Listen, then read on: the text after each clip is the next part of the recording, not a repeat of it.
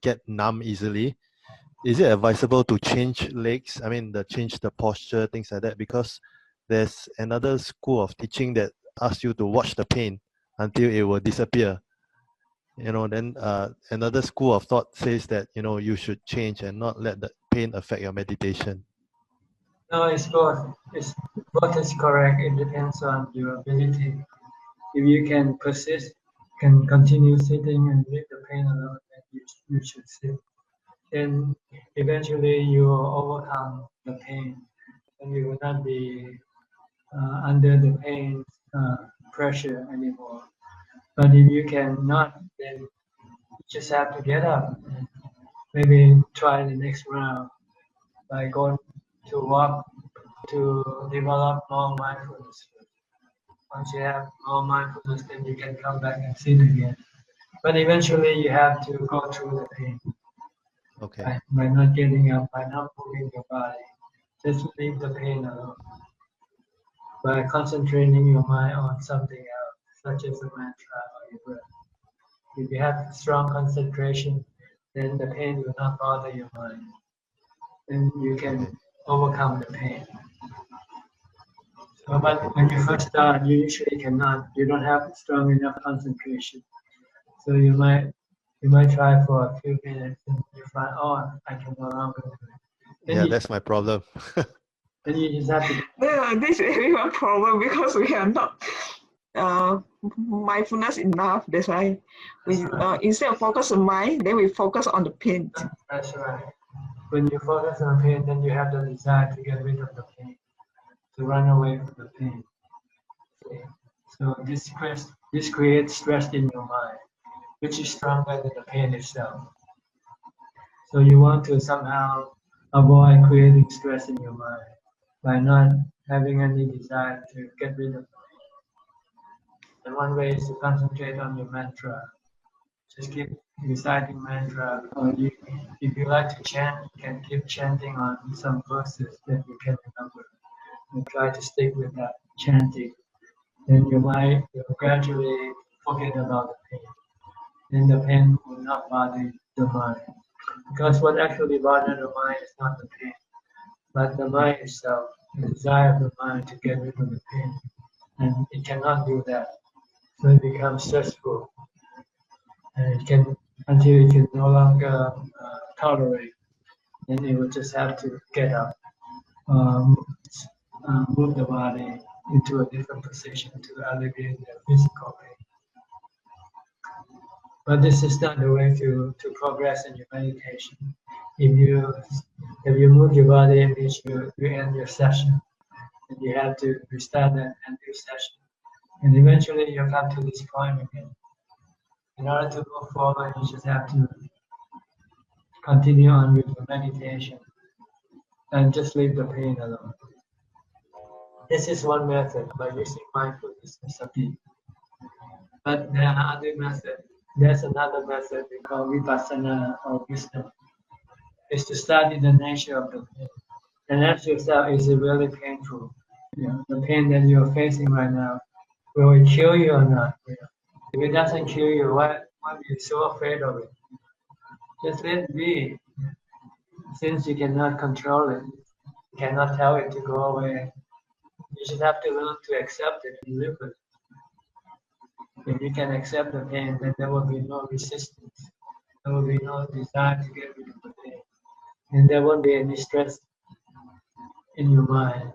You might become peaceful and calm and coexist with the pain of the body. Then if you can do this, then you will not be afraid of pain anymore, regardless what kind of pain it might arise. Pain from sickness, pain from something wrong with your body, your mind will be able to tolerate and be able to live with the pain. You don't need to go see a doctor. You don't have to take painkillers, because your mind can tolerate and coexist with the pain. This is what we call vipassana or wisdom. To see pain as anicca, impermanent, see pain as anatta. You cannot control it, you cannot get rid of it. You just have to live with it. Thank you, Luang Por. Okay.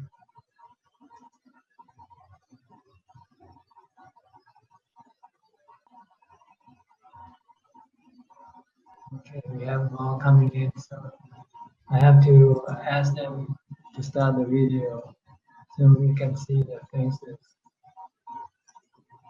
Somehow this function doesn't seem to work.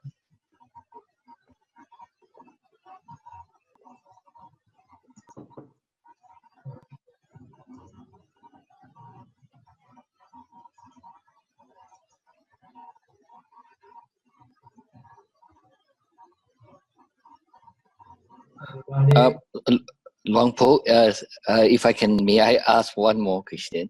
Some people I've heard before that they say that this whole world is actually our mind make. It's all in the mind. What do they mean by that? This whole world is all mind make. Basically, the contact of your consciousness with the sense object that created this whole world. Well, the world that we know and the world that it is actually is different. The world that we know it is created by our mind, by the concept that we form in our mind. We have human beings, we have animals, we have male, we have female, so forth. These are all concepts. But the real world has it in itself has no concept. It's just there. It is there. It's made up of the four elements: the earth, water, fire, and wind. The Four interconnect. elements. Right. So you have to study and then differentiate between the two truths. The truth, the conventional truth that we know, and the absolute truth that we don't know. Everything is just element, really. The world that we live in, the trees, the human, the body, all made from the four elements, and then they will eventually dissolve and return to the original state. The water element, the air element, that combine to form your body. One day will separate. Will go back to its original source. So this is the absolute truth. But the conventional truth, we put a label on each individual. This is a man, this is a woman, his family name, his history, his family history, and so forth. This is our conventional truth. And we become attached to this conventional truth. We don't want it to disappear. We want it to survive and last forever. But that's not possible, because the absolute truth tells you that eventually everything will have to be broken down. Even this earth one day is going to have to be broken down. But the mind that comes to possess the body does not break down with the body, with the earth. The mind continues on as a spiritual being. And it will only stop, go and take rebirth when it has become enlightened. When it realizes the cause that caused it to take rebirth, the three cravings: the craving for sensual pleasure, craving for beings, and the craving for non-being. Once you can eradicate these cravings, then your mind will then be liberated from the realms of rebirth, the cycle of rebirth.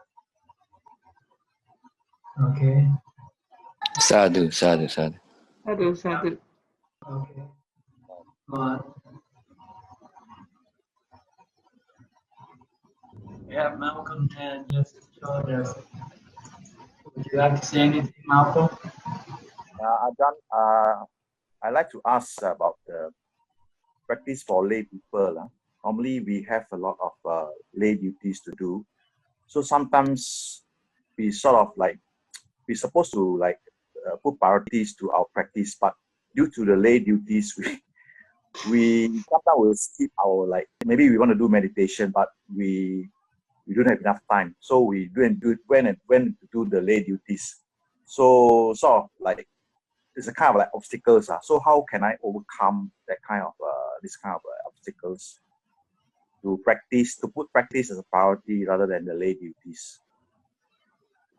Well, you have to be inspired. You have to have something to push you. And the thing that will push you to meditate and to leave everything else is to contemplate on the future of your body, such as aging, sickness, and death. If you can keep contemplating, reminding yourself of the future of your body, then eventually your body gonna get old, get sick, and die. Then it might push you to meditate or to practice more. Then you see the impermanence of all the things that you have right now. And eventually you're gonna have to give it all up. So what's the point trying to hang on to it right now? Because one day you're gonna have to use it. But when you practice, then you'll be able to apply something that will last forever. The things that you get from your meditation will stay with your mind. It will give you peace and give you happiness forever. So you have to have something to inspire. You have to think like investment people do. If you invest in your body, what you gonna get? If you invest in your mind, what you gonna get? Which is better? Which is better investment? Your body or your mind? Okay. Once you see that, it's like buying stocks. You have two stocks. One will give you zero return, and one will give you 100% return. Which one stock will you buy? Right? So the Buddha said, try to remind yourself that your body, once is big, one is subjected to aging, sickness, and death. You have to remind yourself many times. You hardly think about it, so you forget, and you thought you're gonna live forever. But if you start to remind yourself every day, as many times as possible, then you have something to remind you, to tell you that life is impermanent. Eventually, all the things that you work so hard for, you're gonna have to give it all up when your body dies. So maybe it's not worth spending all this time for something that you're gonna have to give up in the end anyway. Thank you, Ajahn. Sadhu. Thanks, Long Pok.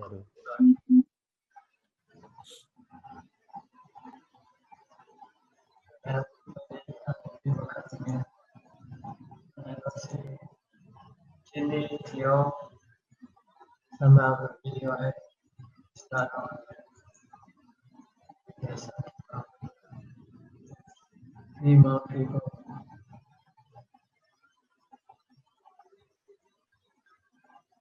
Okay, Sammy, Richie, how are you? Oh, thank you, Bante. Thank you. Where are you from? I am good.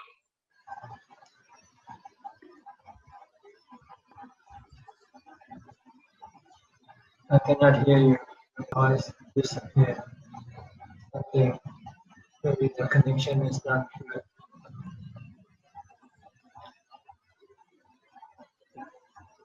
Do this thing come on Can automatically? you hear me? Yeah, now I can hear you now.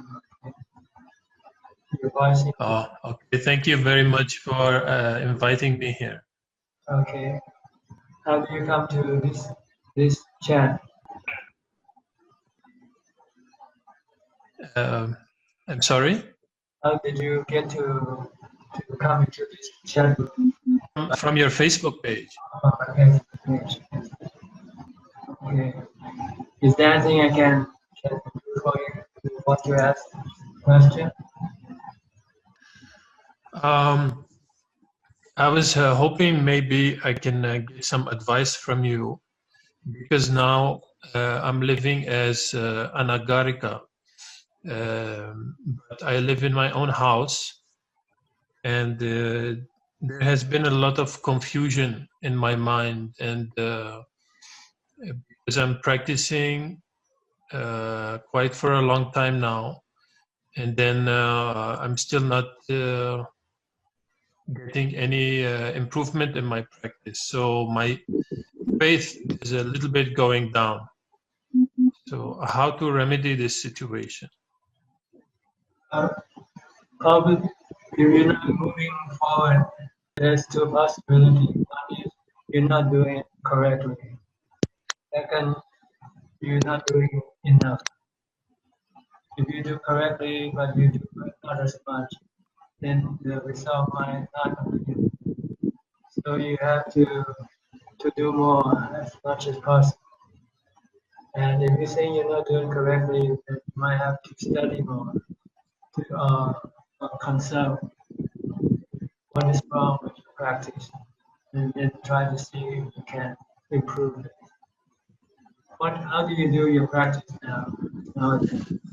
Now I practice Anapanasati since almost 5 years exclusively, and practice according to the instructions of the Paok Sedao from Myanmar.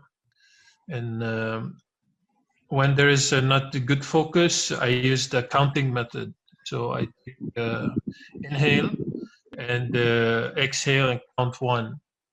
And then like that, counting up until 10. And then counting back 0 to help the focus. When the focus is stronger, then I stop the counting and then just observe the breathing. Yes, this sounds okay, but what you need to do more maybe is when you're not meditating, you should try to develop more mindfulness. Try to stop the thought. It's not that you don't have to sleep. It's not that it's not necessary for your existence. Try to stop by using a mantra or by concentrating on what you do. If you can concentrate on what you do, you can stop your thought. Then when you meditate, then you won't have as much thought to get rid of. And you might experience some calm and some happiness from the practice. Okay? Okay. We have some other people here.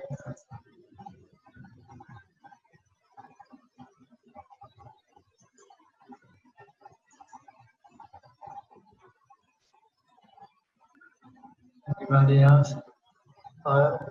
Still have some more questions? Sami, Yachi? I don't think so. So right now, I usually have many questions, but I'm trying to think of something.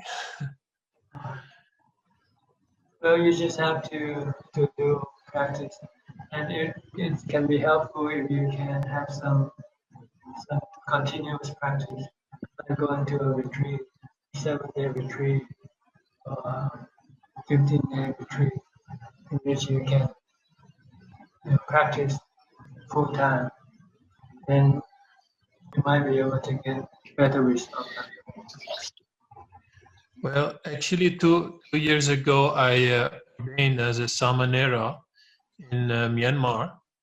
I ordained for about 1 year, and I was planning to make it to bhikkhu. I was planning to ordain as bhikkhu, but then I had some doubts in my mind. And earlier, I sent you my questions regarding this topic. The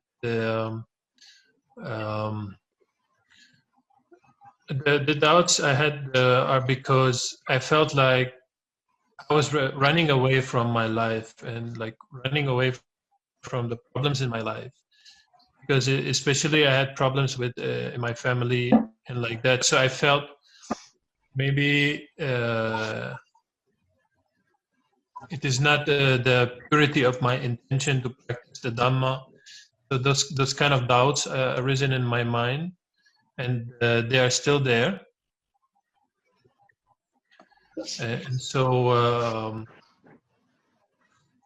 That's why I disrobed and I decided to come back to my home country and then discern better.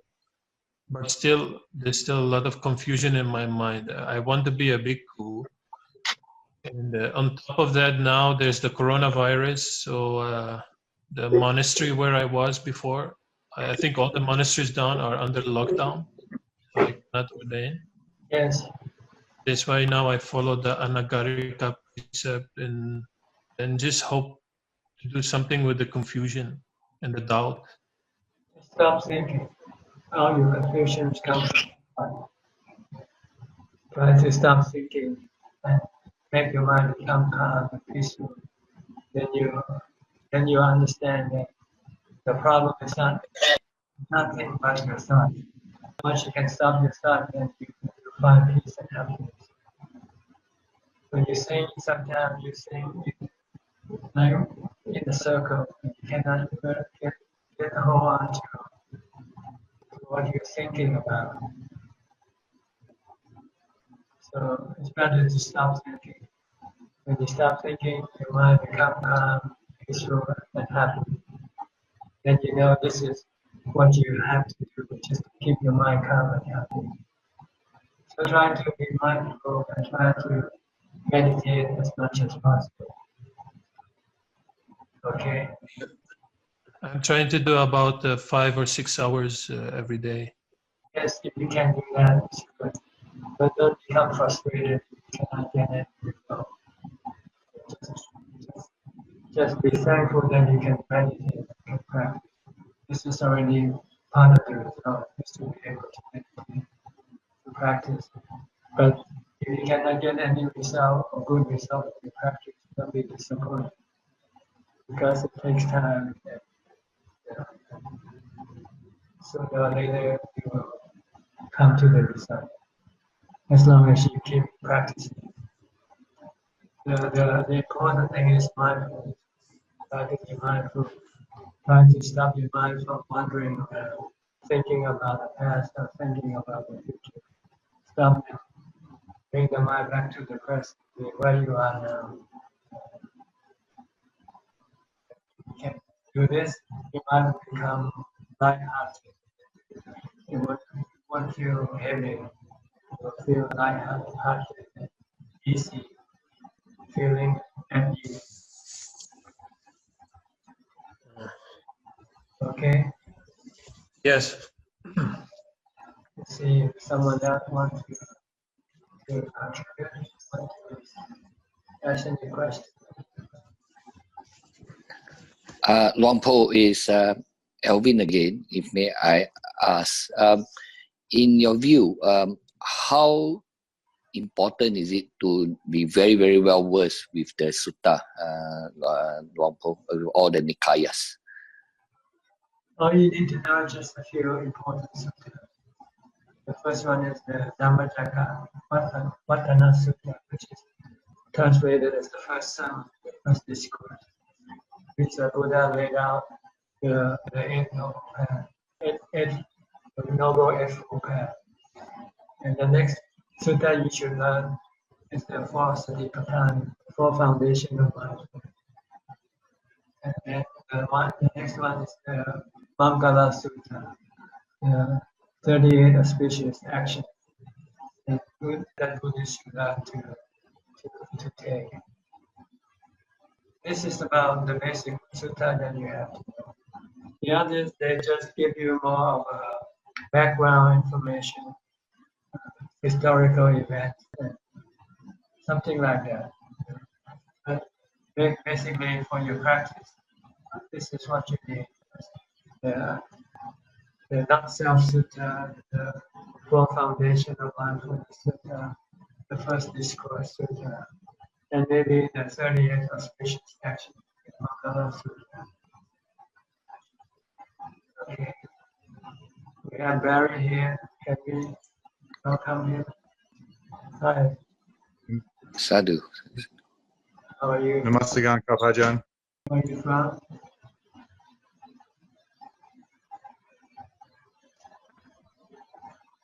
Where are you from, Barry? Can I ask a I live in Australia. Yes. Yeah. Is it all right if I ask a question? Yeah, sure. Go ahead. I was wondering if when sampajanya is established, if it corresponds to a state of concentration. Can you repeat the question? When sampajanya Sampachanya. is, when it is established and mindfulness becomes continuous, Yes. does it correspond to a state of samadhi? Not yet. It's just preceding the state of samadhi. You have to sit down and then use this sati sampachanya to watch your breathing, your breath. Then eventually your mind will then stop thinking and it will drop into calm. Then that will be called samadhi. Okay. May I ask another question? Sure. When the mind becomes peaceful, when doing anapanasati, I switch from focusing on the breathing to the feeling in the stomach, and the breath disappears, and I try to go with that. Is that the correct thing to do? Normally we try to stick to the breath until the end of the breath itself. You don't want to switch the object of meditation. Okay. Just keep watching the breath until you feel there is no longer the breath, and just keep watching the emptiness. Just watch your mind. Okay. From there, just keep watching whether you're thinking or not. And as soon as you start to think, okay. Ajahn. Alright. Thank you very much. Is that somebody in your background? It's not my one. Somebody else.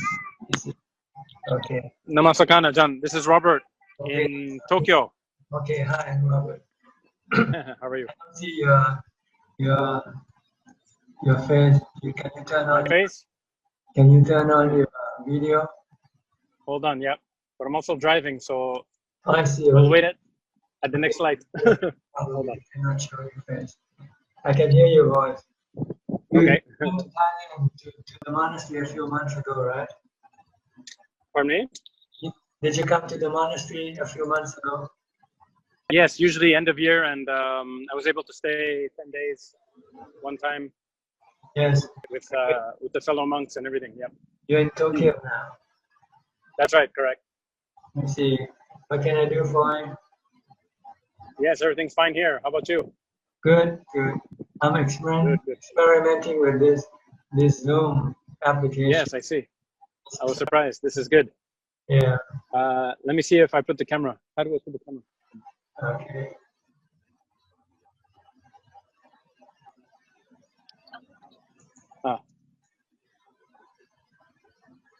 Okay, now I can see your face. There we are. Namaste, Kap. How are you? Good, good. And my wife and daughter in the back. Yes. Are you in Tokyo right now? Yes, sir. Correct. I see. We're just driving home. Working? Yes, but the gym that I work at closed, so I'm teaching outside in the park, which is actually okay. Fresh air and trees and nature. There's no lockdown in Tokyo, right? There's sort of not an official one, but they call state of emergency, and people are asked to stay home as much as possible and take the necessary precautions. I see. So, yeah, it's supposed to continue till May 7, but I believe they'll extend it. Yes. And the government talked about it. In Thailand, they just extended for another month until the end of May. So same thing then, yeah. Because next week is a holiday here, so they want to make sure people don't travel and take all the precautions. Yes. So Okay. Yeah. Take care of yourself. Thank you. I didn't hope to interrupt anything with the other participants. Everybody's welcome to come in and say hello. Right now, just an informal thing. Just I see. hi. Okay. Good, good, good. Just trying to learn how to use this application. This is the Oh, first- great. okay. Yeah, it's getting more and more popular. Everybody, Right. many people teaching using this this app. I've been invited by friends in Toronto. Your friend, we want to have a meet this coming Sunday at 8 p.m. Maybe you can come. Okay. I don't know. Sunday, 8 p.m. Thailand time? Yes, yes. Okay, Actually, no problem. Sunday morning, Toronto, 9 o'clock, Toronto time.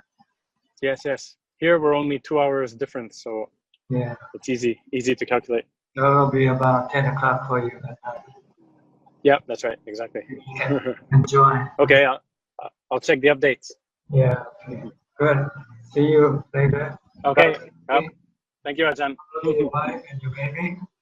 Yes, he says Bye bye. bye. Bye bye. Okay. Thank you, Ajahn.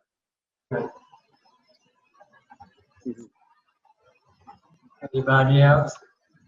Do I if I stay on, does it bug the other, or how does it work? Can we do many people at the same time? We have about 9 people right now. Oh yeah, 5 people together. Okay, okay. So it's okay. If anybody wants to say anything, just start saying it. Switch to Yes. Darren, you have anything to say? Well, I just wish everybody to stay healthy and Okay. safe, and probably practice is critical at this time to stay calm and Yeah, just stay calm and focused. I guess calm and it's a good opportunity to practice that. just be sensible.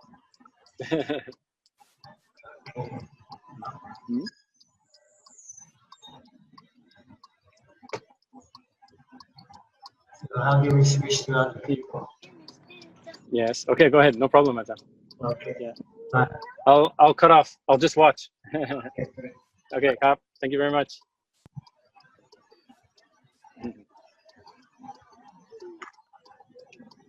I'm still new with this application, so excuse me if I cannot somehow get you on if you want to come on. Anybody want to say anything?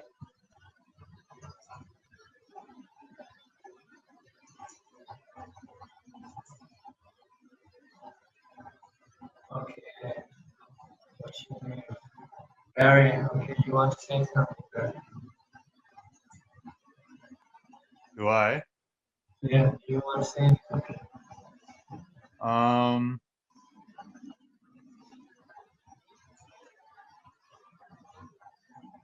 Will more refined states of sila make it easier to get into samadhi cup?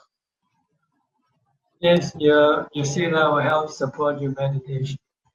Because when you can keep the sila, then you can become, you have less activity to do, less problem, especially if you do the bad action like killing or stealing, then you can become involved, entangled with other people trying to revenge or try to get something back from you. So if you keep the sila, then you won't have any problem with anybody. Then your mind then can be free from this work anxiety and worry about the bad action that you have done. And if you keep the precept, it will prevent or stop you from engaging in essential gratification activity, like watching movie, listening to music, eating, drinking, when it's not the time for you to do it. Then you will have the time to meditate. So sila is very important if you want to be serious. If you're serious about meditation, you should try to keep the 8 precepts. But this is possible for people who want to meditate full time, like the whole day. Like if you want to devote your weekend for meditation, then those 2 days you might keep the 8 precepts. instead of the 5. Ah. Okay. Ah. I'm sorry And that we've been on over 1 hour now and it still hasn't yet been cut off. I thought this is only supposed to last for 40 minutes. You hear anything about this?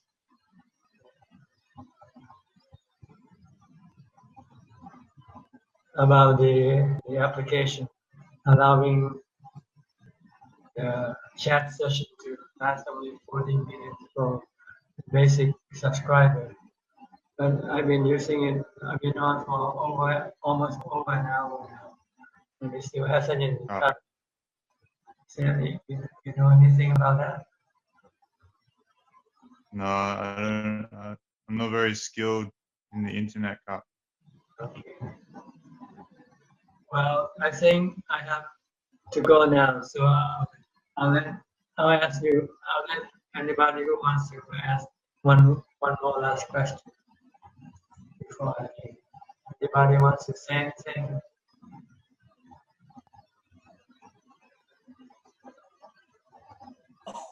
Alvin? Alvin? Ajahn, Lompo, to ask, can one have, like, Sila, Samadhi, Panya, can one have a very high level of Samadhi without a perfect Sila? Talking about Sila, I understand that is the abstain from killing, abstain from stealing, abstain from sexual misconduct, and also the 4 speech.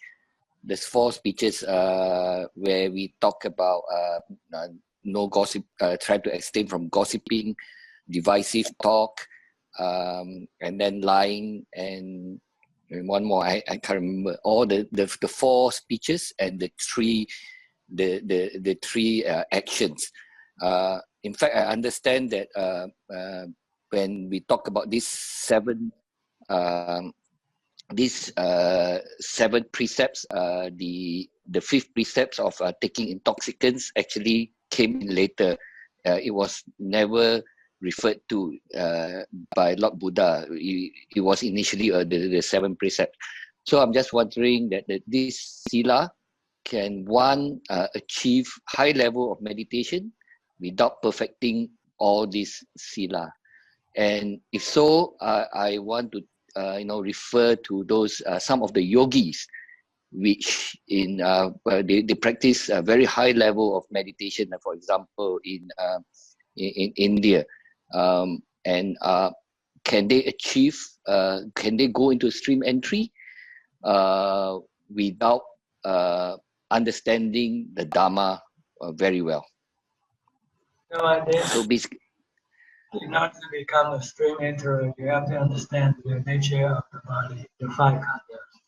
And it is the 3 characteristics of the 5 khandhas. You have to see the impermanent, the suffering nature, and the no-sound nature of the 5 khandhas before you can enter as a stream enterer.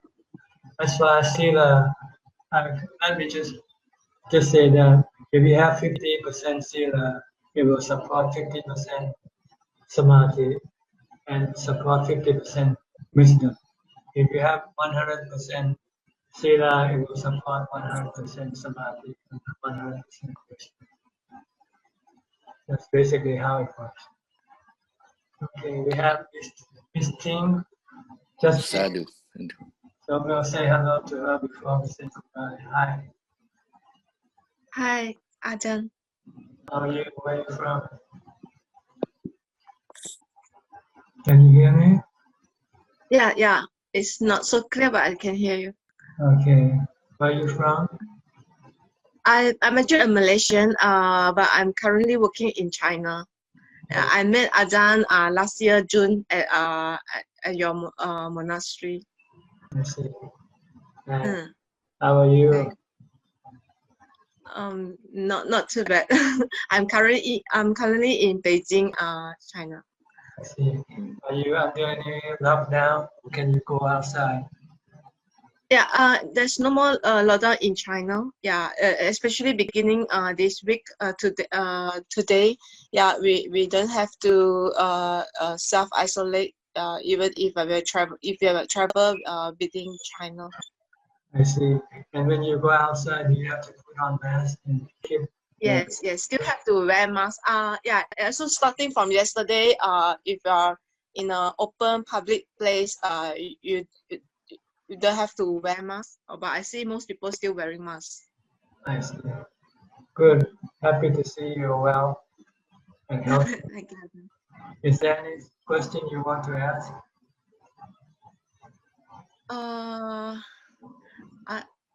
I have one question on meditation.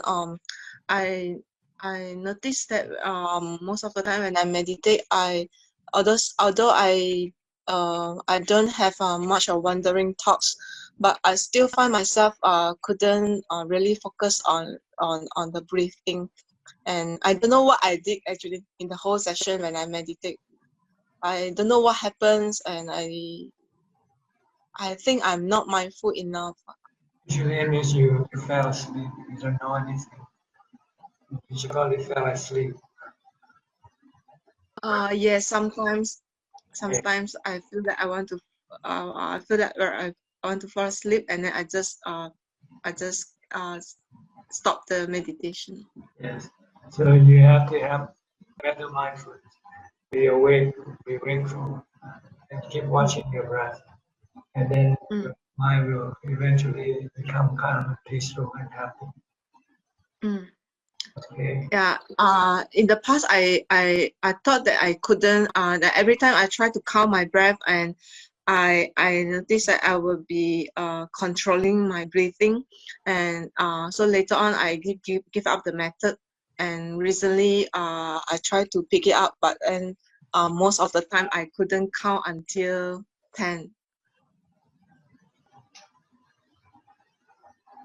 You just keep trying, just keep doing it. Yeah.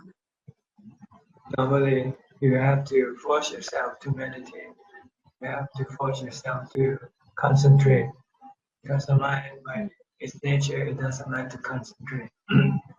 It likes to run around here and there and everywhere. So you have to force it to concentrate on your mantra or on your breath, on your meditation object, in order to be able to make your mind become calm. Okay? All right. Nice talking to you. Maybe some other people a chance to say something. Okay? Maybe we'll talk again next time. Okay. Well, I think I have to go now for today. Thank you for your company, everybody who's watching this chat. And I hope this can give you some benefit. Next time we'll meet again. Thank you, everybody. Goodbye. Thank you, Long Paul. Sadhu, sadhu. Take good Sadhu, care. Have a good day. sadhu. Sadhu, sadhu. Thanks, everyone. Bye. See you all. Thank you. Bye. Take care, everyone. Bye. Bye. Take care. Bye.